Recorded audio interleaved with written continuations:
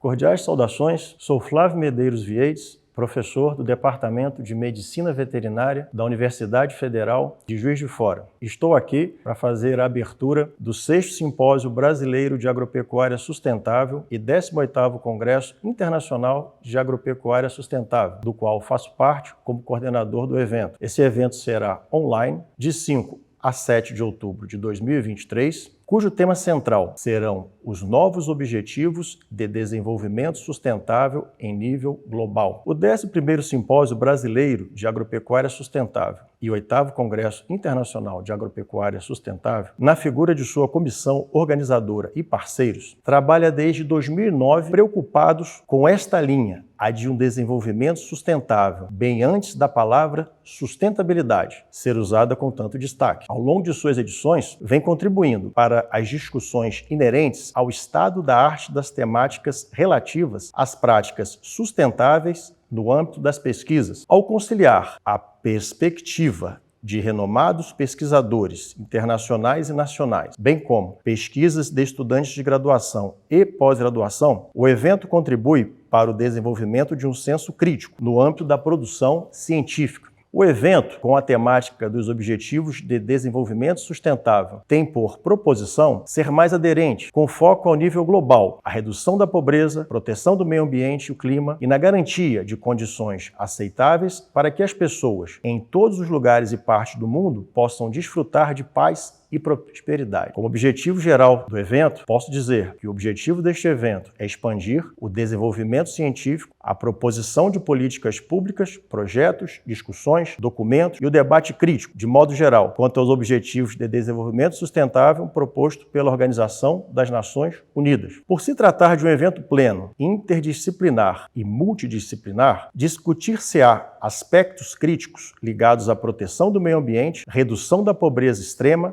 bem como a promoção da paz e da prosperidade para todos. A comissão organizadora tem como metas, ao propiciar uma aproximação de pesquisadores internacionais, nacionais, empresas privadas, estudantes de graduação e pós-graduação, extensionistas, técnicos, bem como governos e sociedade civil, inovar nas discussões voltadas ao fortalecimento de soluções e resultados, além de medir o progresso e compartilhar lições aprendidas para uma vida em sociedade mais plena em seu sentido econômico, social e ambiental. As discussões a serem apresentadas durante o Simbras serão pautadas na apresentação de pesquisas e proposições de políticas públicas para o atingimento das metas apresentadas pela ONU para o Brasil, por seus pesquisadores, acadêmicos, e que a população, de modo geral, possa cumprir seu papel na esfera global no que concerne ao desenvolvimento sustentável. Agradecemos o apoio do Departamento de Medicina Veterinária da Universidade Federal de Juiz de Fora, do Departamento de Zootecnia da Universidade Federal de Viçosa, da Embrapa, completando 50 anos, da Global Gestão Projetos e Parcerias. Agradecemos também o apoio da Agência de Fomento CAPES, Fundação FACEV, Fundação Funarme, Empresa Reinvente-se. Finalmente, agradeço à comissão organizadora e comitê científico, aos palestrantes e principalmente ao público que está nos assistindo. Lembro ainda que foram aprovados 300 resumos expandidos enviados para avaliação nas mais diversas áreas. Tenho a honra agora de convidar o professor Leonardo Lana, chefe do Departamento de Medicina Veterinária, que está aqui para proferir algumas palavras e também engrandecer o nosso evento. Muito obrigado. Olá, saudações a todos. Eu gostaria de cumprimentar o professor Flávio e, em nome dele, estender esse cumprimento a toda a comissão organizadora do evento, falar da minha satisfação em poder participar desse momento de abertura de um evento tão grandioso, abrangente, com uma pauta, né, e temas tão atuais e importantes para a agropecuária brasileira e global. A gente percebe que esse evento foi desenvolvido com muito carinho, muito cuidado, né?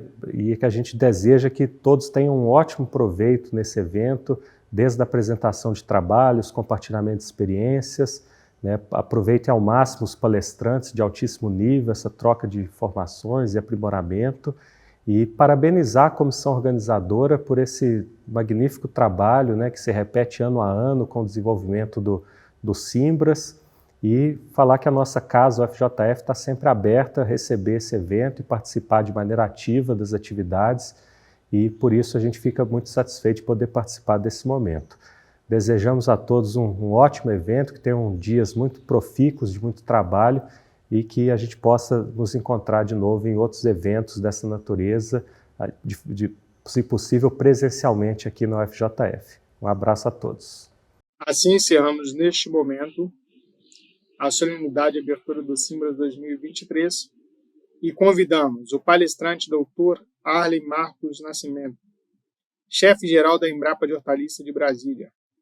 O mesmo possui graduação em Engenharia Agronômica pela Universidade Federal de Viçosa, mestre em Fitotecnia pela Escola Superior de Agricultura Luiz de Queiroz, doutor em Horticultura pela Universidade do Flórida, pós-doutor pela Universidade Federal de Flórida. Tem curso de especialização em produção de sementes de hortaliça no Brasil, Argentina, Japão, Alemanha, Califórnia e Chile. Pesquisador da Embrapa de Hortaliça Brasília há 35 anos, atuando na área de tecnologia de produção de sementes e mudas de hortaliça e de melhoramento genético. Coordenador do programa de PUS, abre aspas, ervilha, lentilha e grão de bico pela Embrapa. Atua também como professor credenciado e orientador de estudantes de pós-graduação da Universidade de Brasília e da Universidade Estadual do Goiás. É co-orientador da Universidade Federal de Viçosa, Universidade Federal de Minas Gerais e Universidade Federal de Pelotas. Coordenador do curso sobre tecnologia de produção de semente de hortaliça. Atualmente na sua 9ª edição e das viagens técnicas.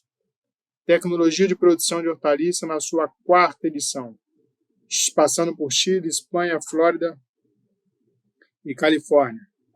O mesmo recebeu o prêmio em 2018 Marcílio de Souza Dias pelos relevantes trabalhos em prol do desenvolvimento do progresso de olericultura nacional. Possui ampla experiência internacional, tendo apresentado os trabalhos científicos proferidos, palestras, seminário, conferência em mais de 30 países. Atuou como consultor do Programa de Desenvolvimento das Nações Unidas para Cuba, Cabo Verde, para Senegal e Honduras. É bolsista de Produtividade e Pesquisa do CNPq, nível 2. Nos últimos 12 anos tem dedicado ainda à gestão pública. Atualmente é chefe da Embrapa de Hortaliça de Brasília. É presidente da Associação Brasileira de Horticultura. Para proferir a palestra da Embrapa 50 anos, seu futuro inspira a nossa ciência. A todos um bom dia e um ótimo evento. Muito obrigado. Bom dia a todos. Inicialmente eu gostaria de agradecer o convite, a oportunidade de estar aqui falando desse importante evento que é a agropecuária sustentável em nome da Embrapa. Nós vamos estar falando da Embrapa dos 50 anos de pesquisa, 50 anos do agro e essas 5 décadas de inovação, de entregas dentro da cadeia produtiva no país. Nós colocamos aqui em alguns tópicos, vamos contextualizar, tanto o desafio que foi essa produção no início, na década de 70, toda a pesquisa por trás disso, o agro brasileiro, alguns exemplos da entrega da Embrapa e, por fim, algumas perspectivas futuras.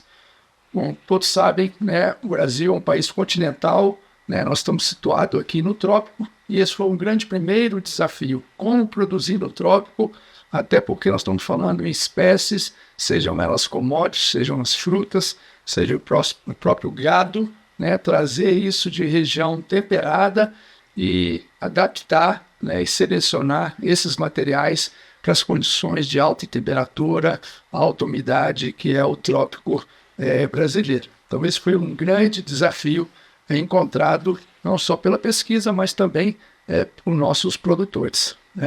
Nessa década de 70, então, logo no início da nossa apresentação, a situação no país era uma situação de insegurança alimentar. Faltava comida realmente na mesa do brasileiro. nós importávamos alimentos. Nós estamos falando aqui de arroz, de feijão, de leite, enfim, existia uma baixa produção agrícola desses produtos, né? O que se produzia aqui no Brasil era café e açúcar, né? A produção, pouco da produção era concentrada no sul e no sudeste. Existia uma crise de abastecimento, né? Uma pobreza rural. Você se lembra, alguns de vocês se lembram do Jeca Tatu, né? Como era chamado, e os nossos fazendeiros, enfim. Não existia, então, uma tecnologia para produzir nas condições de trópico, né? As políticas públicas eram insuficientes para o desenvolvimento agrícola. Então, nós tínhamos aí, além, né, no mapa mostra aí, né, uma região de floresta tropical que ainda hoje é um pouco problemático produzir. Nós temos o semiárido aí com ausência, né, com falta de chuva, enfim. E nós temos aí o nosso cerrado aí com mais de 200 milhões de hectares aptos para uma agricultura mais tecnificada. Então, esses 50 anos, né, essas 5 décadas, sem dúvida, né, a ciência, a tecnologia e a inovação tiveram um papel preponderante, né, importante no agro brasileiro. E aqui eu não estou falando apenas da Embrapa, né, nós vamos ver aqui que foi com a academia, foi com as OEPCAs, foi com os produtores, foi com outras instituições de pesquisas, sejam elas privadas ou públicas, que fizeram, né, esse agro pujante que é o agro brasileiro. Então, nessas 5 décadas, né, criou-se um modelo sustentável e altamente competitivo de agricultura tropical sem paralelo no mundo. Eu viajo bastante, né, nesse mundo e não conheço nada igual do que foi feito em 50 anos, né, de desenvolvimento com pesquisa, com treinamento, com capacitação, com desenvolvimento de informações e variedades, sejam animais, vegetais, enfim, que tornou, né, o Brasil uma potência mundial na produção de alimentos. Hoje nós alimentamos aí cerca de 1 bilhão de pessoas no mundo, ou seja, 5 Brasis mais ou menos. Com esse robusto, então, sistema de pesquisa e inovação, né, de novo, nós temos a Embrapa coordenando isso, né, nós temos aí a academia, nós temos dezenas de universidades no país, né, em diferentes estados trabalhando para isso. Nós temos um sistema estadual de pesquisa e extensão, aí nós estamos falando do IPA, em Pernambuco, da EPAGRE, da EPDA na Bahia, da EPAGRE em Santa Catarina, da EPAMIG em Minas, enfim, além de todos os escritórios de assistência técnica e extensão rural, que levavam, então, essas tecnologias, essas informações para os nossos produtores. E, é claro, todas as nossas parcerias privadas, sejam, né, com empresas nacionais e também com empresas internacionais. E, claro, né, por trás de tudo isso, ou à frente de tudo isso, está o nosso produtor rural, aquele empreendedor, né, nota 10. Bom, para aqueles que não são familiarizados com a Embrapa, então nós temos aí, né, a nossa empresa brasileira de pesquisa agropecuária vinculada ao Ministério da Agricultura, né, com as suas 43 unidades de pesquisa espalhadas pelo país. Nós temos dividindo em centros temáticos, por exemplo, como a Embrapa Hortaliça, como a Embrapa Algodão, como a Embrapa Soja, né, centro de produtos temáticas, como a Embrapa Solos, a Embrapa Recursos Genéticos, e as unidades ecorregionais, como é Tabuleiro Costeiro, como é Pantanal, como é Amazônia, como é Semiárido, enfim. Trabalhamos aí com centenas de projetos de pesquisa, né? Pra vocês terem ideia, só em termos de projetos de melhoramento genético, seja vegetal ou animal, a gente tem aí cerca de 80 programas dentro da Embrapa. E além disso, nós temos cooperações internacionais, né, os nossos laboratórios do exterior, tanto na Europa quanto nos Estados Unidos. Aqui apenas 2 exemplos de 2 unidades recém-criadas pela Embrapa, né? Embrapa Agro Silvio Pastoril, em Sinop, no Mato Grosso, que é o maior produtor, seja ela de grãos ou de gado, né, ou de carne, no país. E temos também uma recente unidade de pesquisa em Palmas, em Tocantins, que é a nossa Embrapa Pesca e Aquicultura. Bom, o que nós fizemos, então, e aí é bom frisar nesse slide, falando em pesquisa pública, não necessariamente a Embrapa, né, mas sim toda essa rede de pesquisa que foi feita nessas 5 décadas, né. Então, essa agricultura tropical movida à ciência que nós falamos, né, como se falava aí o nosso ex-presidente, né, Maurício Lopes, que a Embrapa ela é tipo uma construtora de ferrovia, né, e vem atrás do setor privado, com os produtores, com as empresas aí, no setor ágil, pujante, empreendedor, como nós mencionamos, né. Então, dois grandes vertentes ou exemplos, né, nessa agricultura, né, sustentável, tecnificada, né, que foi a transformação desses solos ácidos, em baixo pH, pobre em fósforo, enfim, que são esses solos do cerrado, e nós transformamos esses solos, né, que na época ninguém falava que aquilo era bom para plantar, mas com tecnologia, com ciência, com pesquisa, nós conseguimos, né, alterar, né, com diversas formas, aí, através de calagem, através de fixação biológica de nitrogênio, enfim, tornar esses solos pobres em solos ricos para ser produzido aí com alta produtividade, que é o que tem acontecido no país. A segunda vertente foi a tropicalização, né, dessas variedades, ou seja, as frutas que nós trouxemos, o capim que nós trouxemos, os grãos, né, de trigo, de soja, de milho, enfim, originários de outros países mais temperados, nós conseguimos tropicalizar, selecionar variedades para ser produzido então, no nosso território. Então, com isso, desenvolveu uma plataforma altamente, né, de produção sustentável no país. Então, o primeiro exemplo aqui, né, é a fixação biológica de nitrogênio, ou seja, através da simbiose, aquelas bactérias nitrificantes retiram, né, o nitrogênio, em cerca de 70%, 72% do nitrogênio do ar, e devolvem isso para o planta. Então, só no caso da soja, né, últimos dados que a gente dispõe no ano passado, foram cultivados 45, 46 milhões de hectares de soja, praticamente sem adubação nitrogenada, talvez um pouquinho aí adubação de plantio, mas essa economia apenas colocando, né, o risóbio, fazendo a inoculação dessas sementes com essa bactéria, nós podemos economizar aí 22 bilhões, né, é um valor aí orçamentário aí que ultrapassa aí, o que a gente recebe por ano na Embrapa. E com isso, né, falando uma agricultura mais sustentável, nós deixamos aí de emitir, né, 100 milhões de toneladas de CO2. Então, aí é uma contribuição da pesquisa agrícola numa forma, digamos, mais sustentável. Né?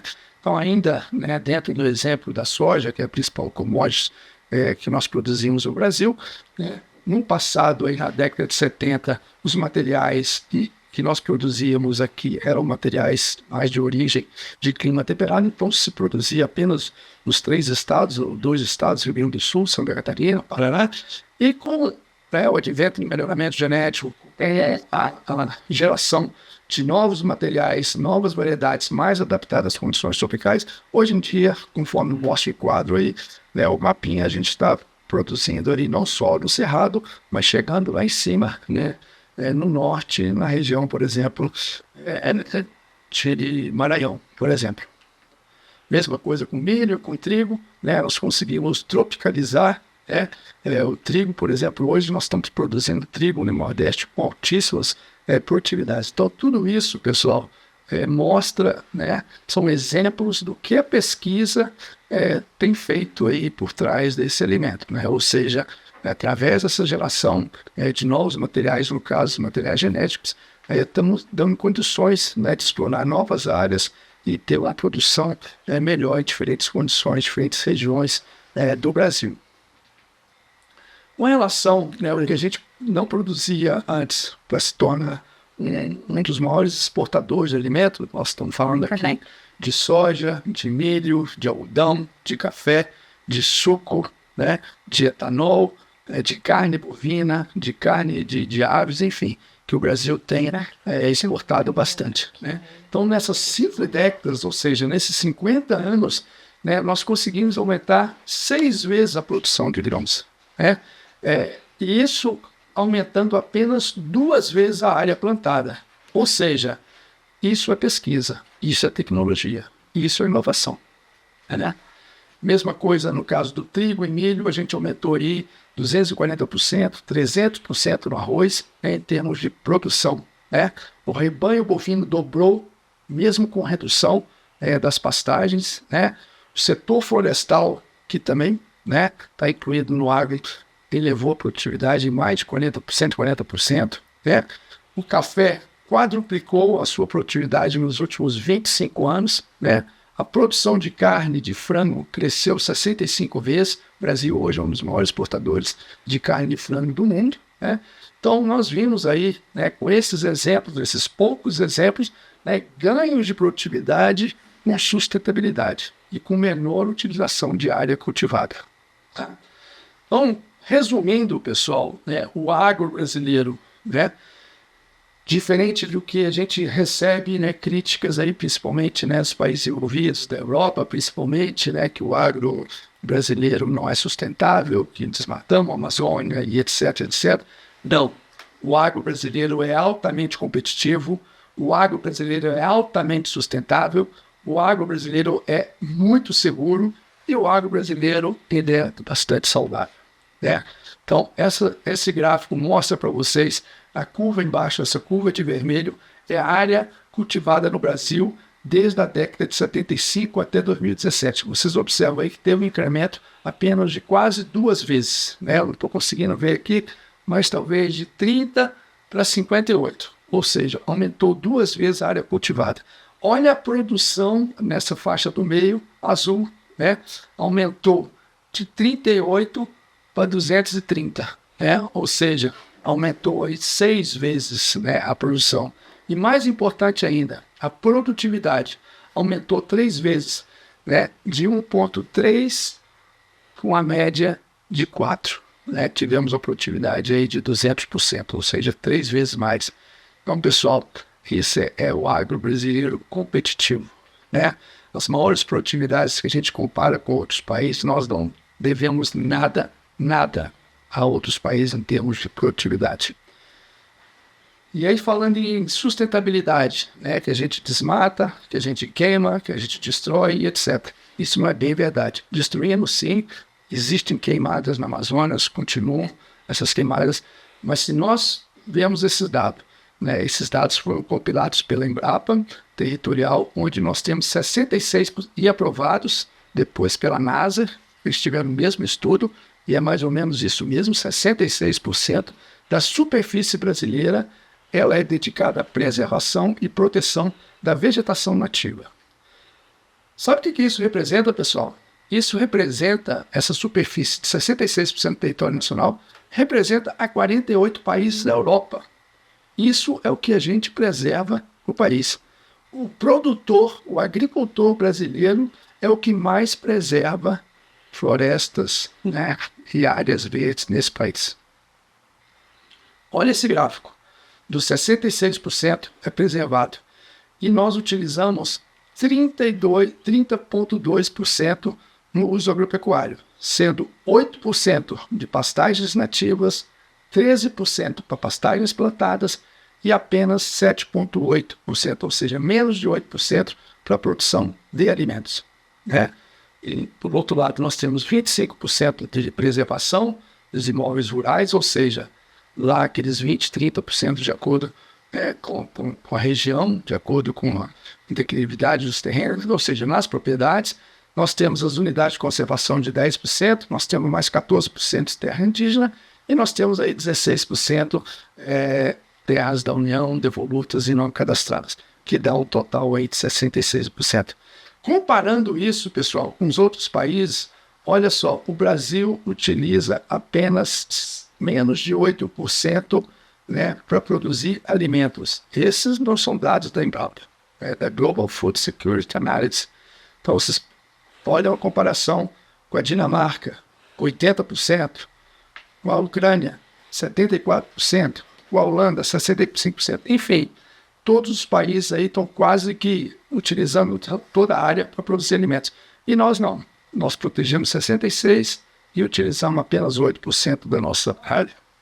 Então, esses são os dados concretos que a gente tem que apresentar, que a gente tem que mostrar, principalmente para esses países que criticam. Isso tudo a gente sabe que faz parte do jogo, né? Assim, nessa área econômica, né? Porque o Brasil é um país que pode produzir sustentável, não temos tanto subsídio quanto a gente, como temos produtores de outros países recebem, enfim. é um agro bastante competitivo, né? E é um agro seguro, né? Às vezes sai na mídia que a gente aplica muito defensivo químico, ou seja, muito agrotóxico. Mas não, olha só esses dados. Se nós computarmos os dados na área, ou seja, o Brasil, por área, ou seja, por hectare, o Brasil apresenta apenas 4,31 quilos de produto por hectare.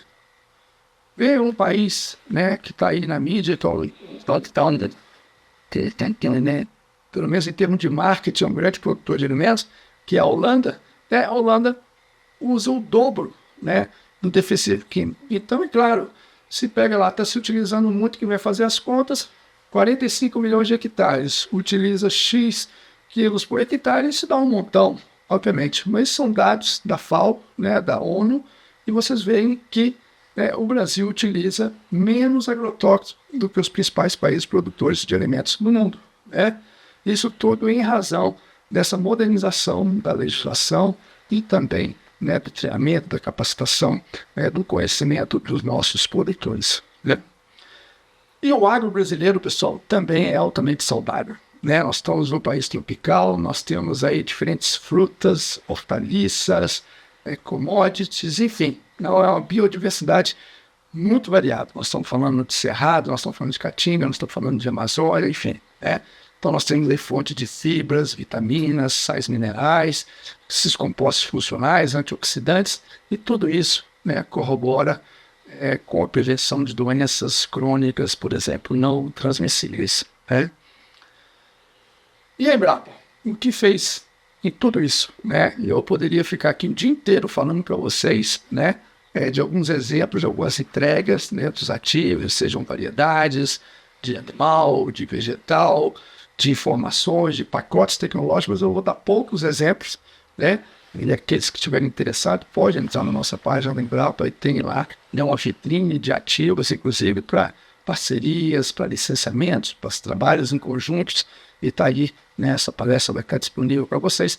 Pode ter o link aí para fazer esse contato, essa parceria com a Embrapa, né? Então nós estamos falando desses ativos, pessoal, desde insumos tecnológicos, adubos, bioinsumos, sistemas de produção vegetal, como produzir no orgânico, no convencional, no hidropônico, enfim. Mesma coisa na produção animal, né? Aí tem a integração lavoura, pecuária, floresta, que é um sucesso, né, em termos de sustentabilidade, em termos de produtividade por área. Nós temos processos agroindustriais, né, do alimento, não só in natura, mas também passando aí para a indústria. Todos os processos utilizando aí, né, ferramentas de biotecnologia e mais, nos últimos anos aí, a nanotecnologia, como a gente tem exemplos aí de películas, de filme para proteção de alimentos, para produção de adubos, de bioinsumos, enfim, é um mundo aí, de ativos que a Embrapa entregou e está à disposição da sociedade, né? Então, de novo, aí mais um exemplo, né, usando nanotecnologia, que são esses biopolímeros, né, para veiculação de extrato vegetal, né, e algum produto, por exemplo, né? E como é que a Embrapa fez tudo isso? Ela tem, além de tudo aquilo que a gente já mencionou, as unidades de pesquisa, né? Nós temos aí os nossos portfólios. Nossos projetos são agrupados, né, em cadeias e temas estratégicos para o agro, né? Então nós temos o portfólio de agricultura irrigado, de café, o de grão, o de hortaliça, o de pastagem, enfim, né? E isso é uma rede dos pesquisadores, dos analistas, dos colaboradores da Embrapa, em conjunto também em parceria com universidades, em parceria com outras instituições públicas e privadas do Brasil e também do exterior, né? Então, como exemplo, né, arroz irrigado, então são dois exemplos aí com resistência ou tolerância à principal doença, que é a Blue, por exemplo, com alta produtividade para as diferentes condições de seca e sequeira, né? Feijão carioca, também o feijão preto, enfim, são mais alguns dos exemplos para diferentes regiões. Isso é uma coisa interessante a gente falar, que é aquele desafio, né? E quando se fala em desenvolvimento de cultivares, você tem que pensar estrategicamente para cultivar que se adapta mais à região fria, mais a quente, mais amena, dependendo da época do ano, enfim. Não é tão fácil, né, elaborar e planejar e executar pesquisa num país tão continental como é o Brasil, né? Uma população também que necessita desse alimento no dia a dia, para a sua alimentação. E aí o trigo é um bom exemplo aí dessas novas cultivares de trigo, Embrapa, né? Algumas regiões utilizam acima de 80% desse market share, ou seja, das cultivares da Embrapa para a produção de trigo. Mais recente, né, falando em tropicalização, o Brasil ainda depende muito da importação de trigo, mas a previsão é que nos próximos 5, 10 anos o país se torne um autossuficiente em trigo, né, graças a essas cultivares que estão sendo produzidas nas regiões mais quentes, ou seja, cultivares tolerantes ao calor e também tolerantes a essas principais doenças, que é a brusone, assim como no arroz acontece também no trigo. A uva, né, acho que todos vocês já experimentaram, já comeram, está aí um exemplo da Vitória, foi a primeira cultivar de uva sem sementes, da Embrapa, com tolerância ao milho, com a importante doença, e mais ainda, adaptada ao clima tropical, né? Inclusive, essa foto aí que vocês estão vendo embaixo, mostra aí, né, a cultivar Vitória sendo comercializada no supermercado em Nova York, nos Estados Unidos, né? Essa cultivar tem sido um caso de sucesso aí no Vale do São Francisco, aquela região ali de Bahia, Pernambuco, ali, Petrolina e Juazeiro, né, respectivamente. E aí, de novo, né, mais um grande exemplo, uma ferramenta importantíssima, que é o ZARC, né, Zoneamento Agrícola de Risco Climático. Inclusive, os bancos, as seguradoras estão utilizando essa ferramenta. Esse é um aplicativo elaborado pela Embrapa em conjunto com o MAPA, onde o agricultor tem à sua disposição para aquela cultura, para aquela variedade, para aquela região, a melhor época para se plantar, ou a época de menos risco, né? Com isso, o produtor sabe exatamente se ele vai, né, ter prejuízo ou não em função da época, com aqueles dados de temperatura, de precipitação e etc. A Embrapa já trabalhou com mais de 50 espécies, caso específico de hortaliças que eu trabalho.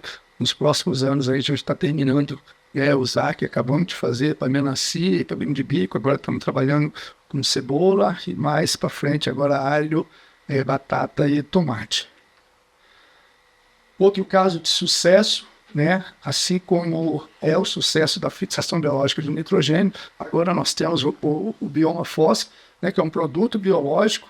Ele é criado através de duas bactérias, uma encontrada no solo, outra encontrada no milho, né, e ele aumenta, né, essas bactérias aumentam a absorção de fósforo. Vocês sabem que fósforo ele fica preso, né, no solo, e às vezes a planta não consegue extrair, mas essa bactéria, né, esse produto, né, ele faz com que essas bactérias reajam e disponibilizam o fósforo para a planta, né?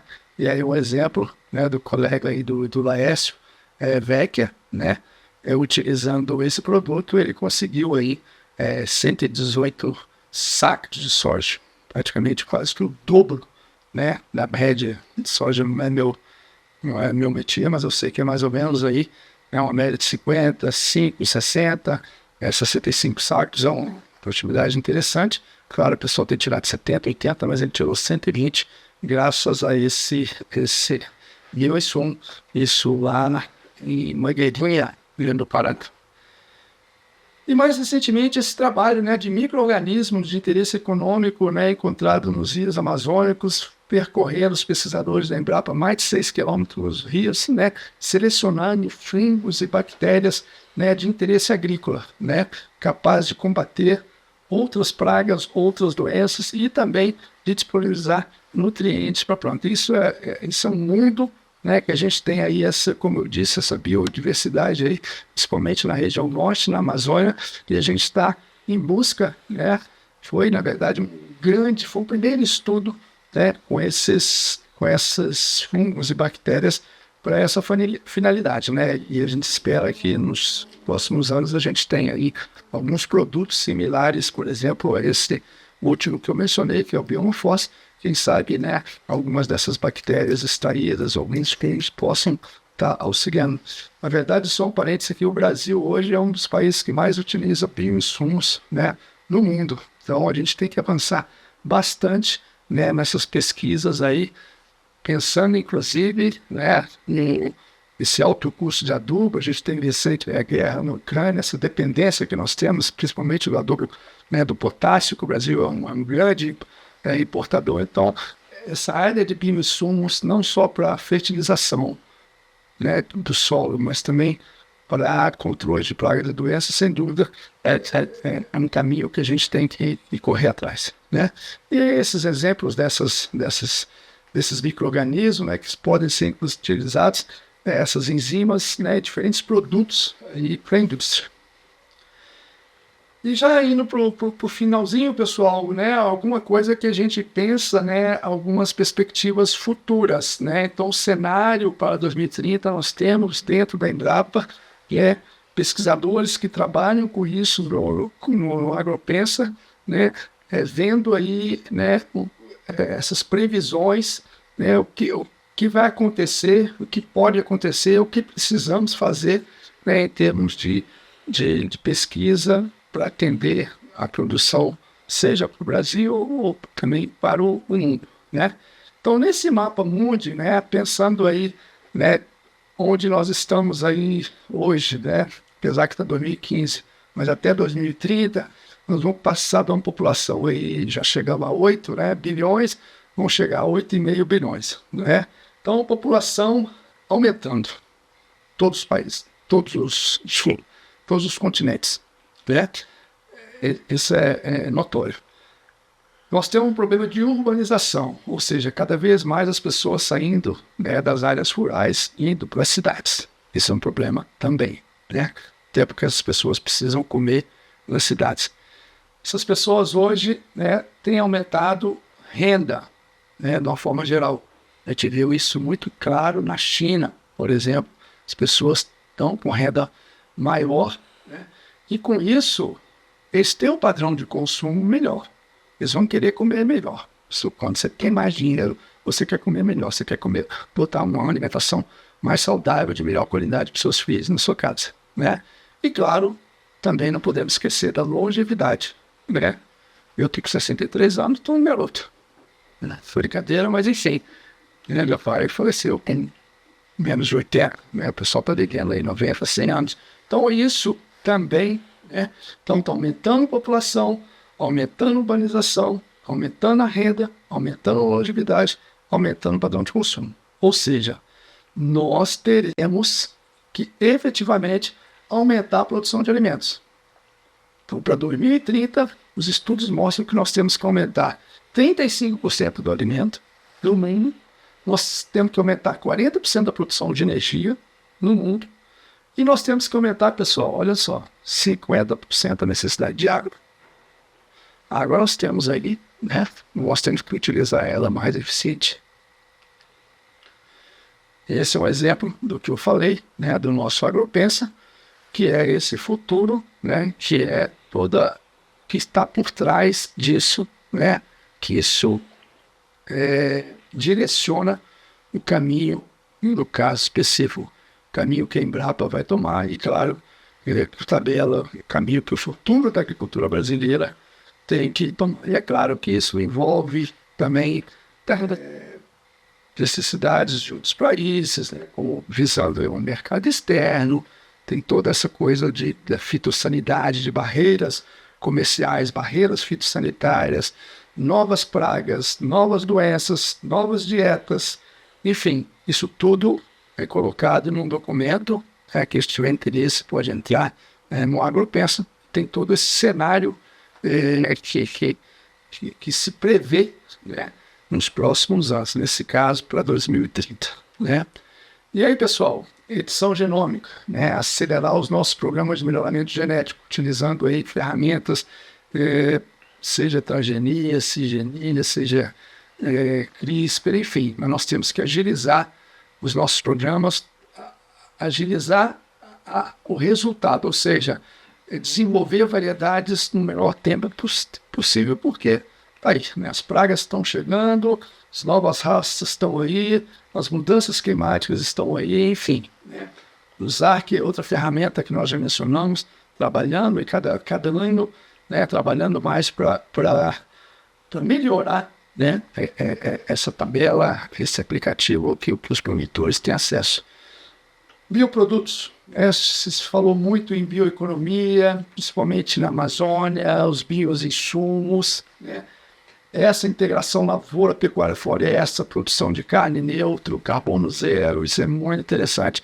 Isso aí a gente está vendo, né, nos outros países que agora só quer comprar determinado produto se a área se não tiver sido desmatado, ou se não tiver, né, problema de escravidão, ou conflitos sociais, ou índios, enfim. Né? Então essa produção sustentável ela é muito importante. E aí, a área digital, né, do Big Data, Internet das Coisas, esses microbiomas, enfim, utilização, de novo, de nanotecnologia. Então, isso tudo está no radar da Embrapa e tem que estar no radar, né, daquelas empresas que trabalham com ciência, tecnologia e inovação. E aí, para finalizar, pessoal, estou trazendo aqui um slide do nosso Eliseu Alves, né, aqueles que não conhecem, foi o criador da Embrapa lá atrás, na década de 70, e essa frase, né, dele ficou muito notória, né? Ele disse que cérebros e não tratores são os símbolos da agricultura brasileira. E é através do Eliseu Alves, que foi o primeiro presidente da Embrapa, que a Embrapa deu esse salto, né? E eu faço parte disso. Foi nesses 50 anos, quando se criou a Embrapa.